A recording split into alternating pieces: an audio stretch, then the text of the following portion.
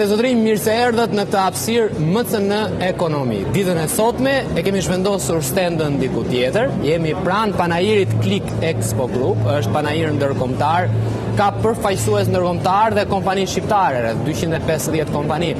Por do të flasim sa i përket biznesit. Jemi në hapësirën MCN Ekonomi. Kam këtu me mua Antje Van Delt, është e delegatja e shtetit gjerman për industrinë sa i përket Shqipërisë, Maqedonisë së Veriut dhe gjithashtu Kosovës. Guten Tag, po e nis në gjermanisht. Guten Tag für dich and sehr schön. It's a very pleasure for being here in Albania. Mirdita, and thank you very much for the invitation.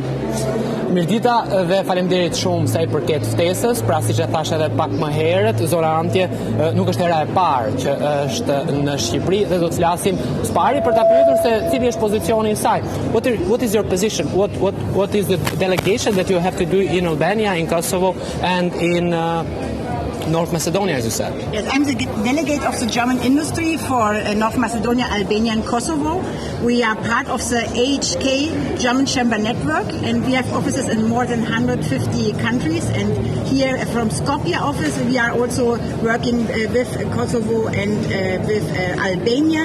And here in Albania we have not own office, but we have a very important partner, this is DIHA, the German Albanian Business Association. Jemi të shpërndarë në thuajse 150 vende dhe është një kompani, kjo është delegatja gjermane nga qendra e Shkupit në Shqipëri aktualisht dhe gjithashtu edhe në Kosovë. Kam partneritete të ndryshme, siç e thash, me 150 vende dhe aktualisht kam partneritete edhe me dhomat tregtare në Shqipëri. Furthermore, what is the priorities of your mission? Cilat janë prioritetet e misionit të zonjës Van Delt? Yes, we are supporting, we are here in the region and we are the main meeting point also for the German companies who want to make business here in these countries. We are supporting the business cooperation between the three countries and Germany, and most of all we are focused in three sectors. What kind of three sectors? Yes.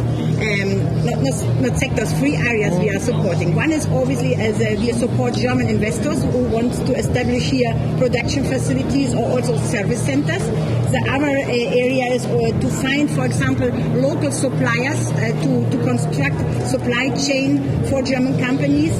And the other is also the technology transfer, to bring innovative technology here to in this case, Albanian industry. Jemi fokusuar sa i përket linjave të furnizimit, supply chains, që sta edhe zonja Van Delt, pra po flasim për gjermanët, cilët kërkojnë të diversifikojnë linjat e tyre të furnizimit, investime të ndryshme të cilat duan t'i bëjnë në këtë rajon edhe posaçërisht edhe në vendin tonë. What about Albania? What is the aim in Albania? What are you looking through in Albania for investing? Çfarë po shihni për të investuar në Shqipëri?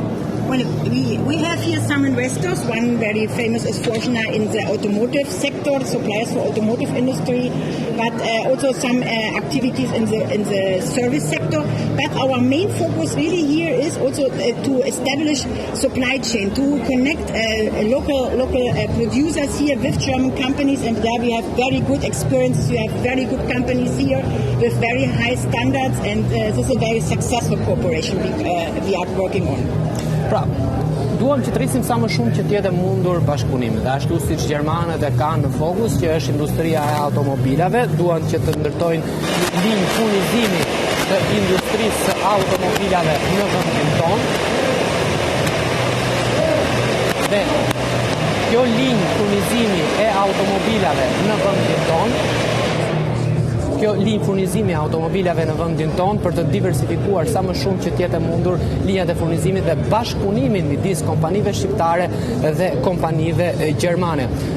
In your opinion, as you see through the economy of Albania, what is the potential in your opinion? How can we cooperate more, deepen the cooperation between Germany and Albania?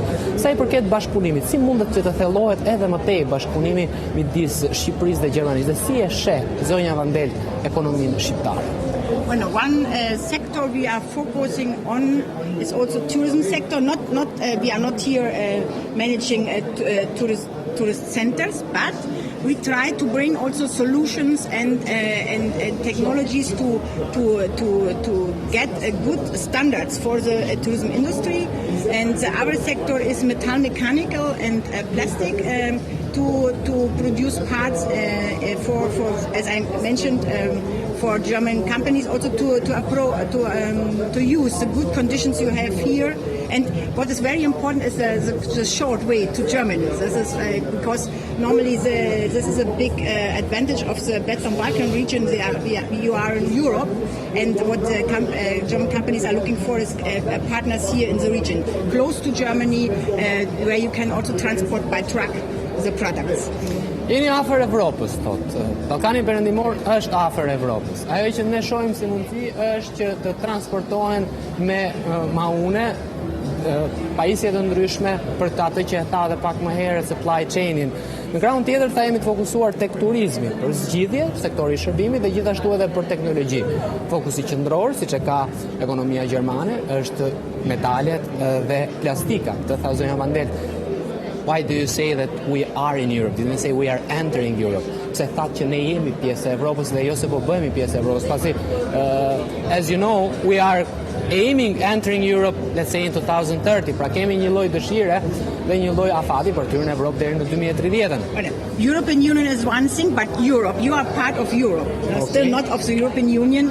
We are working on this, and but you are already a part of Europe, and this is very important. You are working on the standards. You are also implementing a lot of reforms, and this is also important because there are conditions which German companies are requiring, and even if you are still not part of the European Union, you are European partners for them.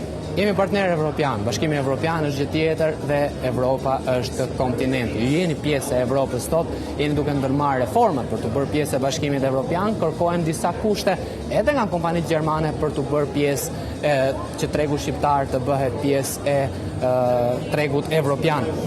What should we tackle as a region, in your opinion, so we can faster become part of the European Union, of the European trade market? You're from Germany, the biggest trade market in the third in the world, and the biggest in the European Union. So what should we tackle here in the Western Balkans? Çfarë duhet që ne të bëjmë në Ballkanin Perëndimor për të bërë pjesë e Bashkimit Evropian? Kemi këtu përfaqësuesen e vendit të dytë apo të tretë më të fuqishëm në botë ekonomikisht në tregun më të madh, përfaqësuesen e shtetit gjerman. As I mentioned, if you want to be partner of this big market, it's important also to implement the standards. No? We are speaking about quality standards. We are speaking about how we can say, for example, agriculture, also standards for the products, for the use of fertilizers and other kind of support material, but especially also in the industry, also there are a lot of standards and certifications you need to, if you want to be a partner of this big European market. Yes, and this we have to go work on together, and that's why also we want to be here next week. I hope we want to be also here more present in the fair here in International Tirana Fair to look for more cooperation. Përmbushja e standardeve është kyçe për të bërë, është pika kyçe për të bërë pjesë e Bashkimit Evropian dhe ne jemi këtu për të parafruar edhe më shumë sa i përket standardeve, mori rastin e plehrave kimike, sa i përket bujqësisë. What do you think about the agriculture? Çfarë mendimi ka për agrikulturën, pasi bujqësia në Shqipëri është një vend rëndësishëm? Agriculture is important sector and is also demanded from the European retail. So, but there the requirements are very high, very strong, and it's something without this is difficult to cooperate. So you have a lot of potential, and now the work is to implement the standards. And I know we have a lot of cooperation projects, and we are working on this, and let's continue. Agrikultura është e rëndësishme, standardet janë shumë të larta në Bashkimin Evropian dhe duhet të punohet për të shkuar drejt këtyre standardeve, por ka fusha të tjera mbi të cilat ne mund të bashkëpunojmë. Which is the potentials? Where do you see the potential? Let's take country by country. What is the potentials for better working together with Germany for Kosovo, for Albania, and for North Macedonia? How do we differ from each other? Si dallojmë nga njëri tjetri? Cilat janë potencialet e Kosovës, cilat janë potencialet e Shqipërisë, dhe cilat janë potencialet e Maqedonisë së Veriut për të bashkëpunuar më shumë me Gjermaninë dhe me tregun e përbashkët evropian? good question. Not so easy to answer.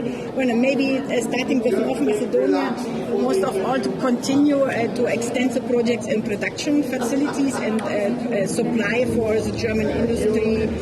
If you are speaking about metal mechanics and plastics, and not only in automotive, also to diversify. For example, also important is the medical device sector. No? In Kosovo, for example, there's growing a lot the IT service sector. We have also a lot of companies they are cooperating or with own investments. And here in Albania, well, of course, IT is a big topic. We have also some German companies operating here already, and then tourism sector, of course. And let's see also, as supplier for the German industry, we have some corporations, but we can increase this. We have good potential for this.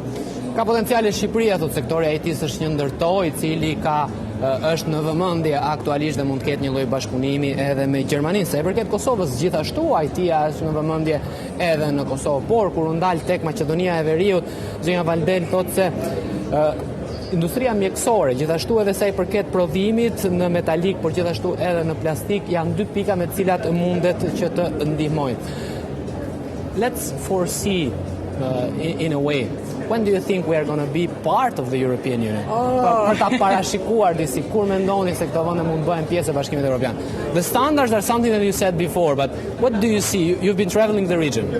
This is yes. I often get this question. It's difficult to answer. I have not this glass ball, no. So there's not an answer for this. As soon as possible. Yes. Sa më shpejt jetë e mundur, nuk është se kam një përgjigje konkrete për këtë lloj gjëje. And what about the regional cooperation? What do you think about the regional cooperation? We talk about this region going through and conversation in dealing with European Union the trade market. What about our trade market over here, the Western Balkans trade market? What's your opinion on that? Pra, ne flasim gjithmonë për sa i përket tregut të Bashkimit Evropian dhe vendet tona që shkojnë drejt tregut të Bashkimit Evropian. Po sa i përket tregut të përbashkët të Ballkanit Perëndimor, e kam vënë tekstin shpeshherë rezoluta të ndryshme të Parlamentit dhe projekte të ndryshme evropiane tek tregu i përbashkët.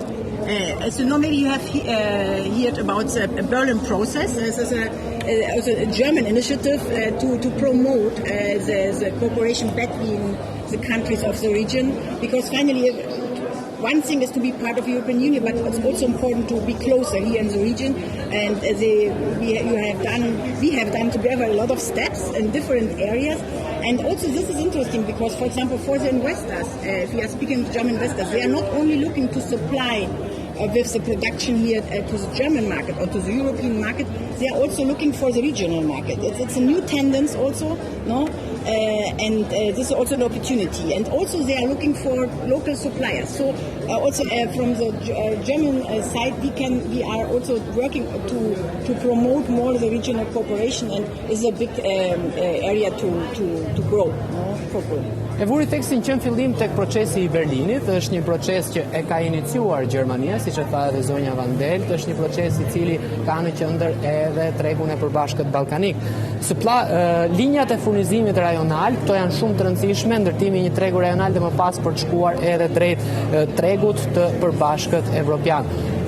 What can we learn from the trade market between let's say, first in the European Union, as you created with France, with Netherlands, and with other countries at first over there?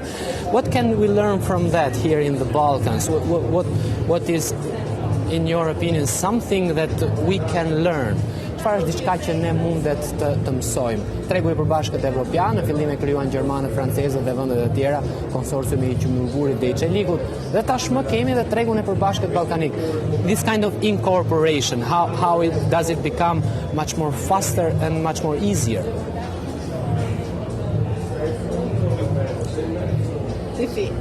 What is maybe important and something, for example, in Germany is we have a lot of experience is to be well organized as industry, as economy, to have good representation through the associations, to have a good dialogue with the government, and to work together on this path.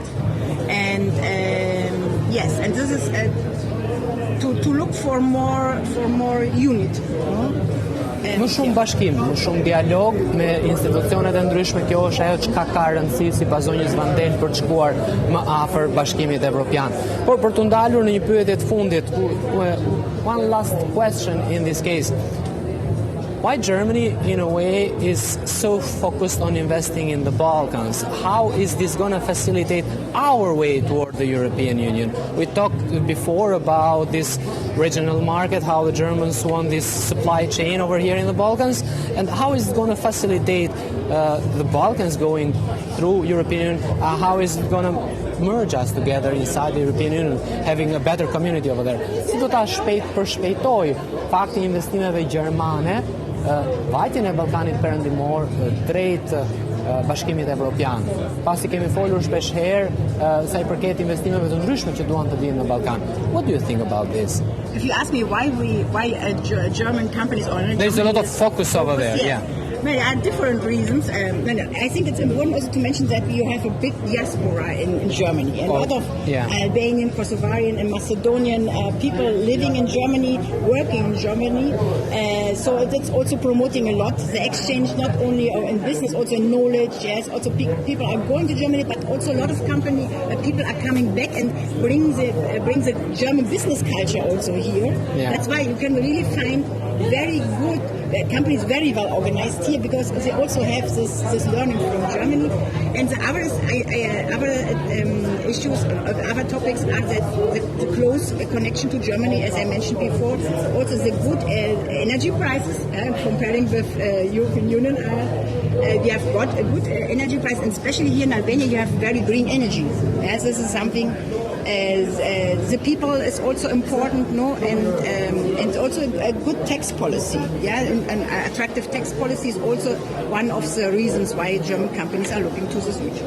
Politikat e taksave, po nis nga fundi faktikisht janë diçka e rëndësishme që tërheqin kompanitë gjermane. Një aspekt tjetër që u ndal zona Vandel është gjithashtu edhe politikat sa I përket energjia e gjelbërt. Shqipëria është një vend me potencial të madh, por gjithashtu edhe që aktualisht ka linja të energjisë gjelbërt, ne prodhojmë energjinë më shumë të hidro. Në krahun tjetër u ndal edhe tek diaspora. Pra kemi një diasporë të gjerë shqiptarë të Shqipërisë apo të Kosovës, edhe shqiptarë të Maqedonisë apo Maqedonas që janë në Gjermani, të cilët shkojnë dhe vinë dhe sjellin gjithashtu edhe kulturën e punës gjermane dhe mund ta gjejmë edhe në Shqipëri. Dhe kjo na afron edhe më shumë, tha zonja Vandel. Dankeschön. Parliamentary and thanks for the translation too. Ishte kjo pra intervista me zonjën Vandelt, është emisarja e delegatja e shtetit gjerman për industrinë sa I përket Shqipërisë, Kosovës dhe Maqedoninë e Veriut. Do ndalemi në një hapësirë reklamash dhe do të rikthehemi sërish të bashku në hapësirën MCN ekonomi.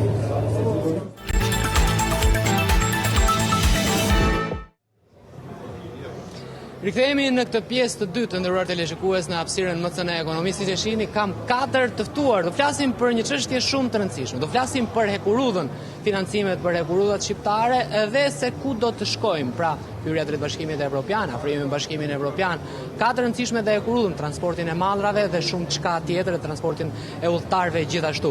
Por kemi inxhinierë dhe përfaqësues të kompanive të rëndësishme ndërkombëtare, të cilët janë në këtë panajir dhe do të flasin edhe për hekurudhën. Kemi Gjermanin Rik Schulz. It's a pleasure having you here, Mr. Rik. Thank you very much. We have from Slovenia Matias Marinko. It's a pleasure having you here. Thank you. E due italiani. Kemi edhe dy italian. It's Andrea De Giorgio. Buongiorno. Piacere. Buongiorno. E Fabrizio Maggioni. Piacere. Piacere anche a noi. Pra, jemi këtu, siç e shihni, kemi dy italian, miq tan për te detit, dhe gjithashtu edhe miq gjerman dhe sloven që do të flasin për hekurudhën. At first, I'm going to ask you about, let's say, what do you think about this fair, this international fair? Why are you over here? And when you saw about the conditions of the railways here in Albania, and how are you going to invest over here? What is the potential of investing in Albania? And where is the investment coming from for building the railways in Albania? This is kind of the main core dialogue that we are going to have here in this session. Pra, ajo që po thoja edhe pak më herët është nga po vinë investimet sa i përken hekurudhës, si është gjendja e hekurudhës në Shqipëri dhe pse ndodhen në këtë panajir International Fair Klik Expo-Group ku ndodhet dhe MCN për çdo ditë. First with Rick Schulz from Germany. Rick is for you. Thank you very much. So, the first impression from the fair at first, and then about the railways. What do you think about the railways, the conditions of the railways, and what do you see about the potential over here in Albania? So we are absolutely... You can... Sorry? We are absolutely impressed by this fair, by the size of it, by the effort that is being put into it, and by the resonance it has from its visitors. As a supplier of overhead copper and copper magnesium material in the catenary system of railways, we are here to support growing an electrification of the railway system, not just in terms of providing material, but also in providing our knowledge, our experience, and supporting the future growth of the network 100%. Pra ishim me zotin Rick Schulz nga Gjermania, i cili tha se ka shumë vizitor në këtë panajir dhe ne jemi këtu për elektrifikimin e rrjetit hekurudhor shqiptar, për të dhënë gjithashtu edhe ndihmën tonë sa i përket know-how apo dijes që ato kanë për rrjetin hekurudhor shqiptar. Tani jemi me Matias Marinko nga Slovenia, General Manager and Engineer too. So Mr. Marinko, in your opinion, what is the potential of the railways here in Albania, and what are you cooperating with any institution or private company here in Albania for building railways over here? Pra, cilat janë potencialet për sistemin hekurudhor në Shqipëri dhe a ka bashkëpunime sa i përket ndërtimit të rrjetit hekurudhor? Hello. So actually we are the first time here in Albania. We were informed that you will start with electrification of the railway. And this is actually our business together with our partners companies, you can see here. I would say we have quite a lot of experience from Slovenia and in general from all over Europe. We are organizing this group of excellent companies, excellent producers, which is like 100 years of experience. And for sure, here is the potential. Potential is big because you have to electrify quite many hundreds of kilometers, and we are looking forward and hopefully we will be part of this story, successful story to you. Thank you. Pra, ju do të elektrifikoni me qindra kilometra, ne jemi këtu, është hera e parë që vimi, jemi ky grup teknik, siç e tha edhe zoti Marinko, kemi eksperiencën, jemi të organizuar dhe gjithashtu me kjo 100 vjet eksperiencë do të vi në ndihmë të shtetit shqiptar sa i përket elektrifikimit të hekurudhave. E ciao a voi. Pra kemi edhe italianët në këtë moment, kemi dy miq nga Italia, Andrea Di Giorgio dhe gjithashtu Fabrizio Maggioni që i prezantova pak më herët. Andrea, cosa pensi di what do you think about this fair, and next, how can Italy help Albania on building better railways? Do you have any contract with the Albanian state or any company? Are you building any contract or signing any contract in the near future? Pra, kemi dy miq italian nga përtej Adriatikut dhe cila është ndihma që mund t'japi Italia sa i përket ndërtimit të rrjetit hekurudhor në Shqipëri. So first of all, Take it over here because it becomes noisy when Okay. you take it in the end. Okay. so first of all, thank you very much. We are very honored and proud to be here this international fair in Tirana. I'm a sales director of Bonomi Group for what concern railways in the sector, in the electrification sectors. Our company works since 1928, so almost 1 century. We are going to celebrate 1 century, and for sure we are a leader in the OCS market in electrification, and what we expect to export our technology and our experience gain in over 100 years of experience, and to put our experience in Albania. So for what concerns your question, for sure we would like to create opportunity and to find a way with a strong synergy with local company and the company to perform electrification in Albania. So thanks a lot again for this opportunity. Grazie mille a te. Pra, siç e tha edhe zoti Giorgio, pra po flasim për një kompani lider, ndoshta në rang evropian, sa i përket që nga 1928 dhe kanë eksperiencë të gjerë edhe në elektrifikim, kanë ardhur këtu për të dhënë eksperiencën e tyre dhe për të ndihmuar në ndërtimin e rrjetit hekurudhor në vendin tonë. It's here even Mr. Maggioni, and the last question for you is about, as I asked before, what can you help on building a better railway infrastructure here in Albania? And looking at the potential that we have over here, how many years would it take, in your opinion, for example, for building an infrastructure like, let's say, in Italy or something like that? I've been over there in Italy, and you have a very good infrastructure, Frecciarose and other things like that, for traveling all over Europe, not just in Italy. Yeah. Pra, çfarë do të duhej që edhe ne të ndërtonim një infrastrukturë hekurudhore ngjashëm me Italinë? Sa vite do të duheshin dhe çfarë ndihme mund na jepnin miqtë tanë italianë? Thank you very much for this opportunity and thank you very much for this question. So, first of all, I would like to say that I'm honored to be part in this exhibition. That is a great exhibition that I think that is the mirror of the Albanian growing. Now, Montele, I'm the sales manager of Montele company. Montele is a company that involved in electromechanical field, and mostly we work for electrification, both for railway and harbour. Both of these items are the key point for the Green Deal of a European nation. Okay, so there are two very important issues. About the timing, so the infrastructure the construction of the infrastructure takes a lot of time. So we speak about 5-10 years. So it's something that he never finish. When you finish, you start with the maintenance. It's something that create work, create a lot of employees. So it's something that can create something better. I see. Pra, jam nderuar, thot zoti Maggioni, që jam pjesë e këtij panajiri. Sa i përket, ky panajir tregon pasqyrën e rritjes ekonomike të Shqipërisë.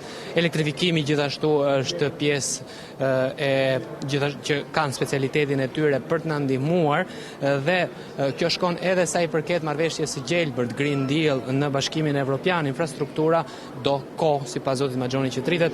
It's one last question for Mr. Marinko. I'm going to ask you one last question. And we have this growth plan from the European Union here in Albania. Can these companies, you talked about the century of your company, you have much experience. Is there any possibility that the European companies that you work over there take let's say, be part of this growth plan in the Balkans for the highways, the infrastructures? How can it be? Do you have any information of that? Pra, kemi planin rritjes Bashkimit Evropian, I cili është gjithashtu dhe për infrastrukturën, për hekurudhat. Sa është mundësia që kompani evropiane me kaq eksperiencë të bëhen pjesë e këtij plani për të ndërtuar infrastrukturën në vendin tonë? Thank you. So I just have to make a short, small correction. Our company is 36 years old, but for example, they have 1 century, the other one, so we are gathering all those experience from our partner company. For sure, we want to be part of your successful story. So we are looking forward for next edition of the exhibition or any other opportunity, and maybe next time explain you more in details how this will work. But in general, I would like to wish you all the best, and hopefully we will be part of your successful story. Thank you. Pra, si që tha edhe zoti Maringo, po flasim sa i përket një kompanie që Ai profesionin kompani prej 46 vjetësh, italianët janë prej thuajse një shekulli në treg dhe janë bashkuar së bashku për të sjellë, po e quajmë një lloj konsorciumi për të ndihmuar, janë në këtë panajir dhe për të gjetur treg për të shtrirë, për të dhënë know-how-n e tyre dhe eksperiencën e tyre për të ndërtuar një rrjet më të mirë hekurudhor. Siç e pam nga të gjithë, elektrifikimi është shumë i rëndësishëm dhe ne do të jemi sërish për të folur për këto tema. Ndalemi në një hapësirë reklamash dhe do të rikthehemi sërish së bashku të nderuar teleshikues. Rikthehemi të nderuar teleshikues, është maraton faktikisht, ky është paneli i tretë që kemi në hapësirën MCN ekonomi për tema nga më të ndryshme. Do flisnim pak më herët për hekurudhat, kishim delegatën gjermane sa i përket Ballkanit Perëndimor, por posaçërisht për Shqipërinë, për Maqedoninë e Veriut dhe për Kosovën.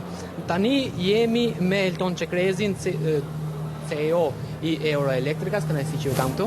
Kënaqësia ime dhe faleminderit për ftesën.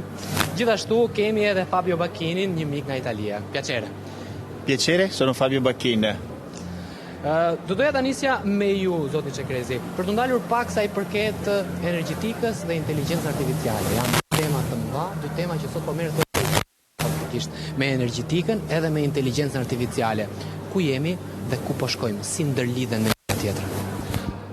Mund të themi që janë shumë të ndërlidhur me njëra tjetrën, sepse kur flasim për inteligjencë artificiale, çdo gjë që ne tashmë nuk thuhet më le ta googullojmë, po le ta chatojmë, çdo gjë që ne chatojmë, çdo baj që ne shtypim harxhohet kilovat. Pra, inteligjenca artificiale është ngushtësisht e lidhur me energjinë elektrike. Kështu që janë dy gjëra që do shkojnë paralelisht dhe për ata që kanë pyetjen a do duhet më tepër energji, po energjia do jetë një nga burimet kryesore që do kërkohet në të ardhmen. Kështu që do jetë mos e domosdoshme dhe kjo pjesë, unë mund të them diçka që kam prekur dhe herë tjera në televizore të tjera, është që inteligjenca artificiale që kërkon kaq shumë energji në një vend si Shqipëria, ku 70% e energjinë përdojmë nga hidrot dhe duke kombinuar tashmë edhe me solarin dhe të arrijmë ta virtualizojmë dhe të menaxhojmë këto, mund të ishte një potencial shumë i mirë për t'i dhënë një kosto energjie të data centerve që mund të investohen në Shqipëri. Pra, po do të kemi data centera në Shqipëri? Nëse do ndiqe programe dhe iniciativat e duhura politik bërse, unë mendoj që kemi një potencial shumë mirë për ta krijuar këtë për disa arsye, qoftë gjeografikisht, qoftë nga klima, qoftë nga mundësia dhe duke qenë se pothuajse jemi ndër pak vendet e Europës që kemi 100% green energjinë. Pra, kemi një aset kombëtar që është shumë i rëndësishëm. Kështu që unë mendoj që po, është e prekshme, është gjë që mund bëhet, nuk është thjesht propagandë, është gjë që mund të arrihet. Por patjetër duhet marrë iniciativa dhe në një treg kaq dinamik dhe në një botë kaq dinamike siç është energjia apo AI, duhet marrë vendime shumë të shpejta. Shpeshherë edhe me intuitën dhe riskun që mund të gabohet në to. Por janë vendime që duhet kapur ritmin dhe duhet ndjek. E kuptoj. Po për të ndalur pak të gabimet faktikisht, sepse Fabio mund na tregoj se çfarë u gabua në Bashkimin Evropian dhe në Itali, që ne të mësojmë nga gabimet e tyre. Cosa ci può insegnare l'Italia e l'Unione Europea per questo AI e energetica e cosa è successo di là con il SunPower di qua? Cosa ci può insegnare? Per data center ci vengono qui in Albania, l'energetica c'è green qui in Albania. Cosa può insegnare l'Italia e l'Unione Europea? Çfarë mund të na mësojë Italia dhe Unioni Evropian sa i përket energjetikës dhe inteligjencës artificiale? Fabio e njeh mirë sepse vjen nga Italia dhe e njeh dhe tregun evropian. Allora, grazie della domanda e soprattutto grazie a Klik Expo-Group per l'organizzazione e per l'evento. Ecco. Allora, due parole. Sono Fabio Bacchin e sono il country manager di TCL SunPower Italia. Okay? Lavoro nel rinnovabile dal 2007 e da sempre Euroelectra è il nostro partner per l'Albania. Che cosa ci può insegnare? Torniamo alla domanda.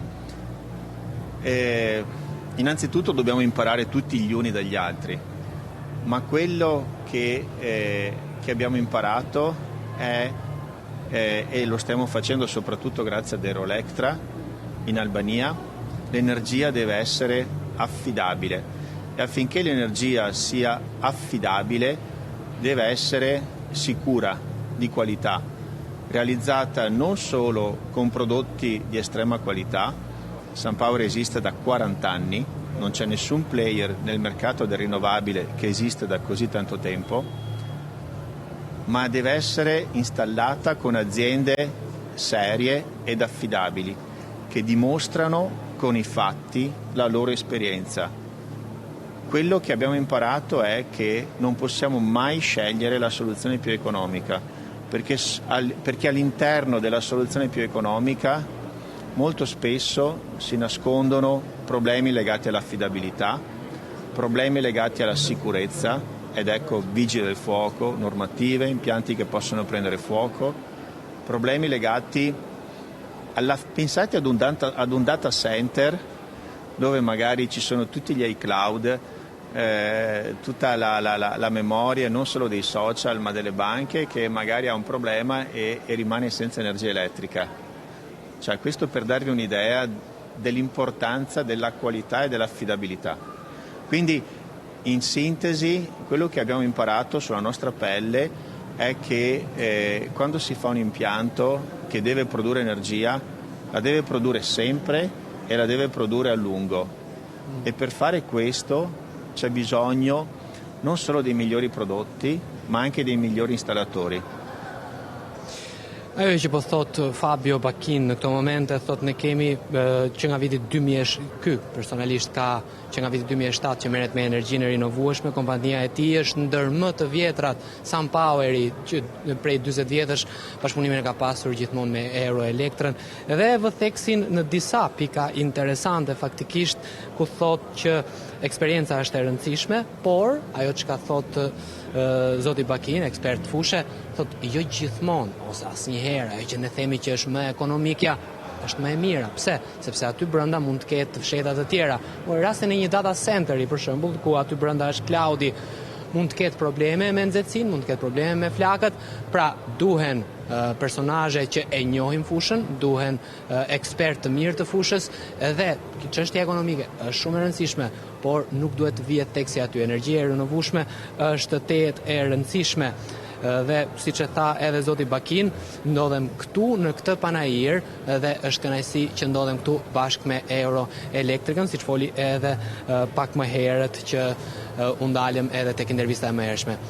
Zonja Zotrin, kjo ishte gjithçka që kishim përgatitur për këtë hapësirë më të thënë ekonomi. Bashkë do të shihemi ditën e nesërme.